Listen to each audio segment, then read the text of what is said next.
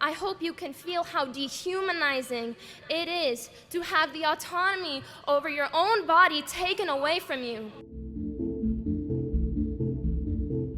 I cannot give up this platform to promote complacency and peace when there is a war on my body and a war on my rights.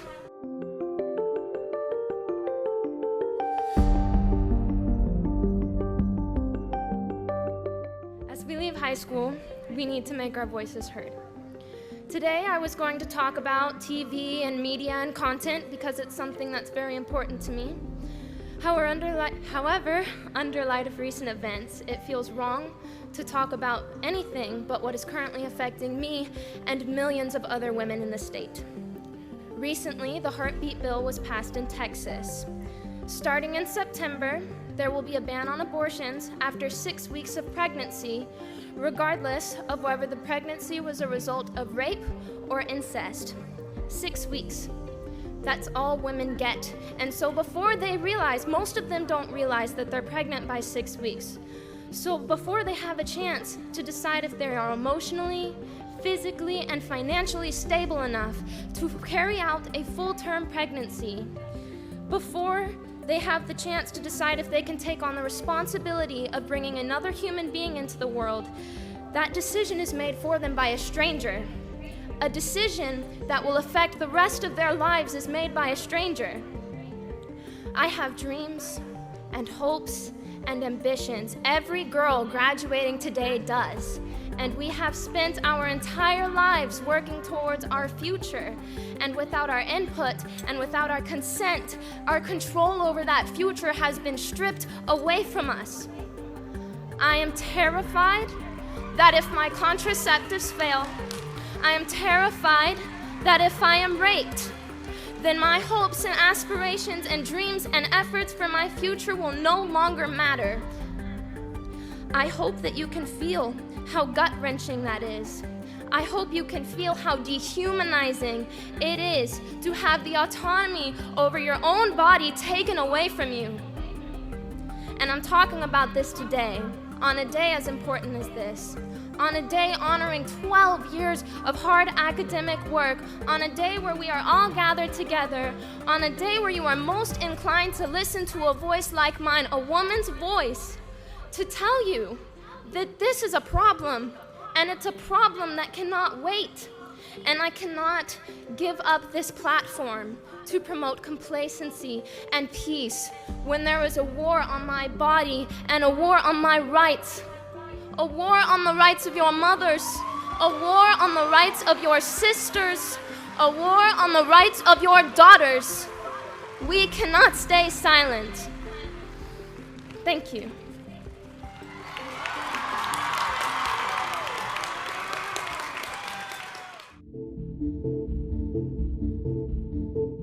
It should be that he can simply be reinstated, that a new inauguration date is set, and Biden is told to move out of the White House, and President Trump should be moved back in. I want to know why what happened in Myanmar can't happen here. No reason. I mean, it should happen here. No reason. A former US Army Lieutenant General and former National Security Advisor appearing to endorse a military coup here in the United States. Trump won. He won the popular vote and he won the Electoral College vote. Michael Flynn spent Memorial Weekend at a conference in Dallas attended by QAnon supporters. So too did Sidney Powell, who was part of the former president's election legal team. Powell, who has represented Flynn, said Monday that the media had grossly distorted Flynn's comments. She denied Flynn had encouraged violence or a military insurrection, but she didn't explain what Flynn had meant. Powell herself spoke of removing Biden from office over the weekend. We're definitely in uncharted territory. There are cases where elections have been overturned, but there's never been one at the presidential level, which everybody will jump to point out. That doesn't mean that it can't be done, though. It should be that he can simply be reinstated, that a new inauguration date is set.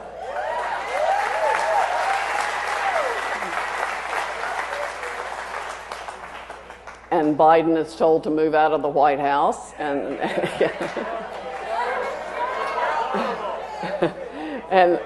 and President Trump should be moved back in. The heavily criticized Republican-led Audit in Arizona has given followers of QAnon and the Big Lie hope that the election could still be overturned. And some are finding inspiration in the deadly military coup in Myanmar as a way to put Trump back in power. Flynn's comments were seen as an endorsement of a coup by some QAnon followers. They were welcomed overnight by a prominent peddler of QAnon who has more than 70,000 followers on Telegram, writing, "General Flynn says the quiet part out loud." Earlier this year, Trump supporters in California also cheered on the coup. Biden is he's like a puppet president. The military is in charge. It's going to be like Myanmar. What's happening in Myanmar, the military is doing their own investigation, and at the right time, they're going to be restoring the republic with Trump as president. What's going on in Myanmar right now? The government took over and they're redoing the election, correct? That could possibly happen here, possibly. Would you like to see it happen? Absolutely. I would like to see it happen. Really? Yes. You know why? Because the election was stolen from us.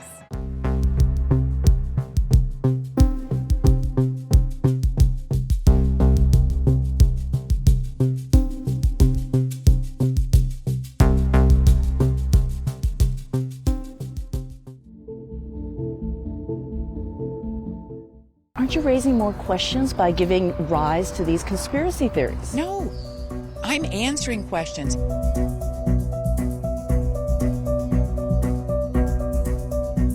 Good morning, Senator Fan. You may not recognize Arizona Senate President Karen Fan. Let's get this thing done. But she's the elusive leader behind the notorious so-called audit happening in Maricopa County, Arizona. I don't know what's legit, what isn't legit, but why wouldn't we want to answer those questions? Because you're questioning democracy. No, I'm questioning the integrity of the election system. Which is the backbone of democracy. That's right. Which means we should have full 100% confidence in our democracy and in our election system. But you're talking about trying to disprove conspiracies. If I have to, yes. Why wouldn't we? If somebody says something is out there, I would love to be able to say, that's not true, guys. Aren't you raising more questions by giving rise to these conspiracy theories? No. I'm answering questions. After declining a dozen requests from CNN to talk, we finally caught up with her in the Senate parking lot. Despite 2 previous audits in Maricopa County that found no widespread fraud, Fan says this third review is needed. Over the last month, we've seen this little-known subcontractor the Republican-led Senate hired, Cyber Ninjas, use UV lights, hunting for non-existent watermarks on ballots, and high-tech cameras looking for foreign fibers and photocopied ballots. Here's why, says Fan. Okay, so let me ask you a question.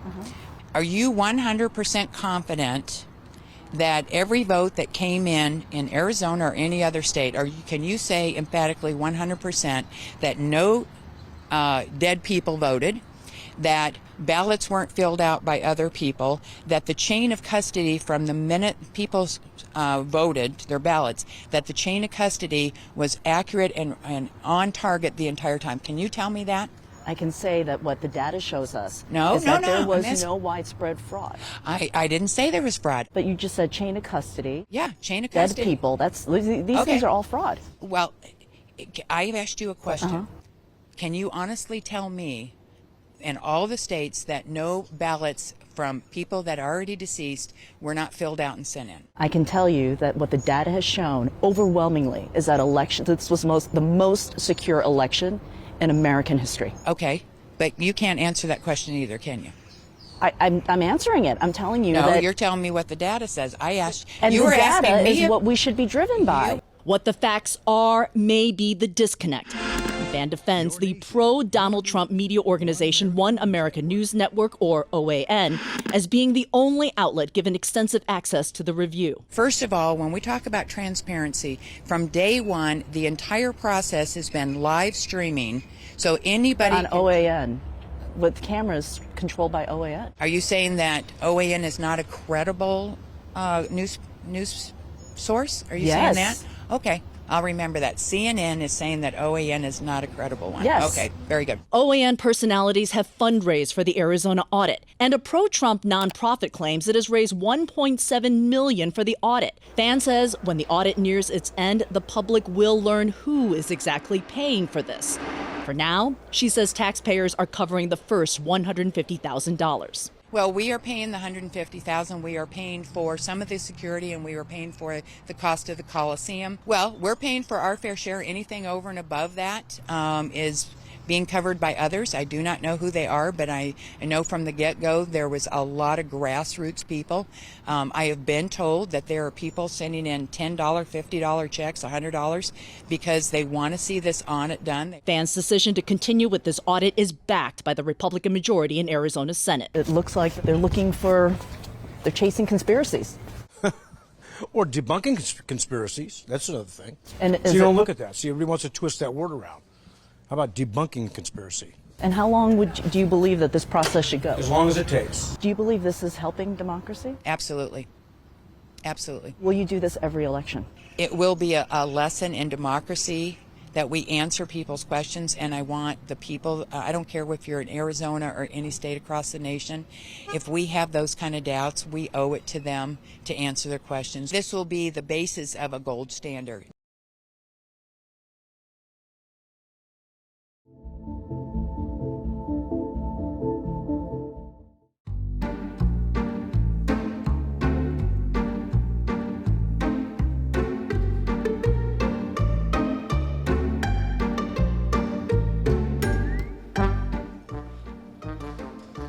So am I going to be in the break? I mean, same block out of this, or are you going to take a break? Okay.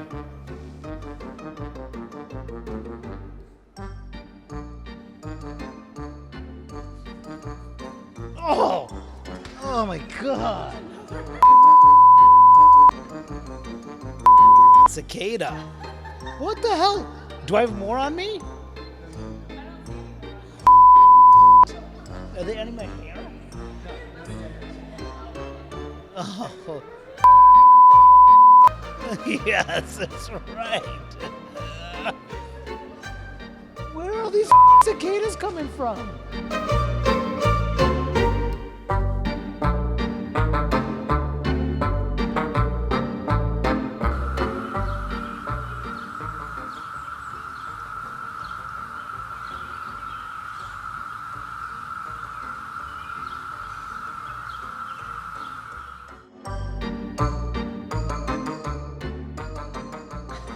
Wow.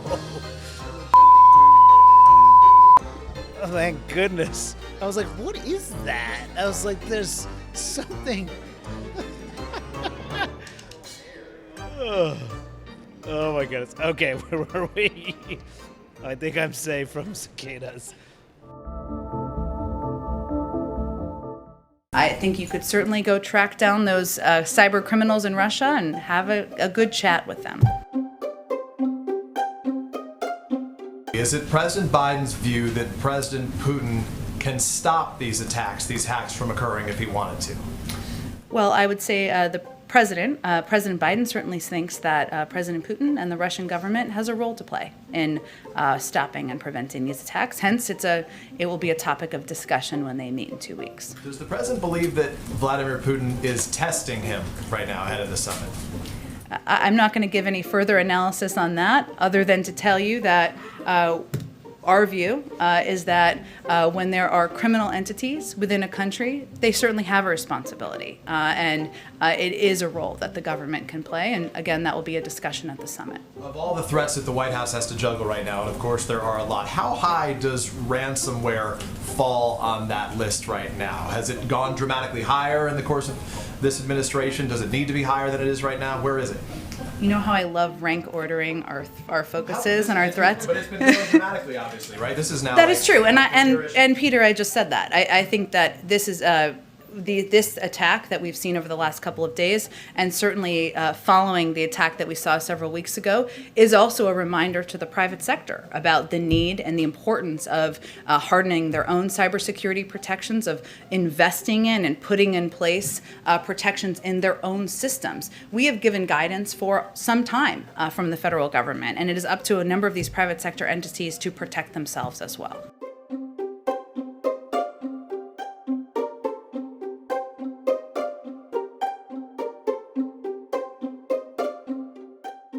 On the JBS hack, these hackers based in Russia have disrupted American gas supplies and American meat supplies.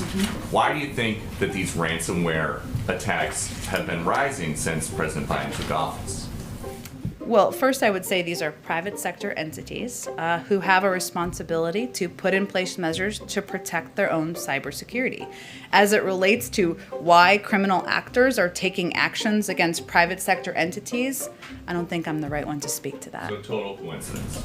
I think you could certainly go track down those cyber criminals in Russia and have a good chat with them. Okay, if you have any leads, we'll take that. Okay.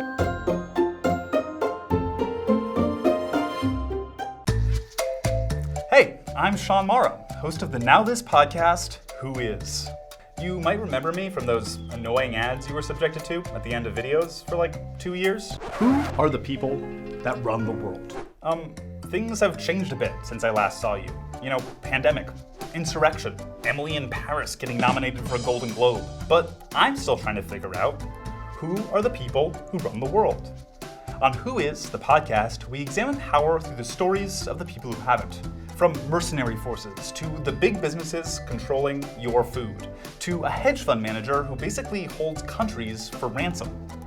To tell these stories, we bring in cool guests from people you've heard of, like Stacey Abrams, to people you haven't, like law professors digging into police union contracts, and reporters following the money that flows from the donor class to the politicians who supposedly represent all of us.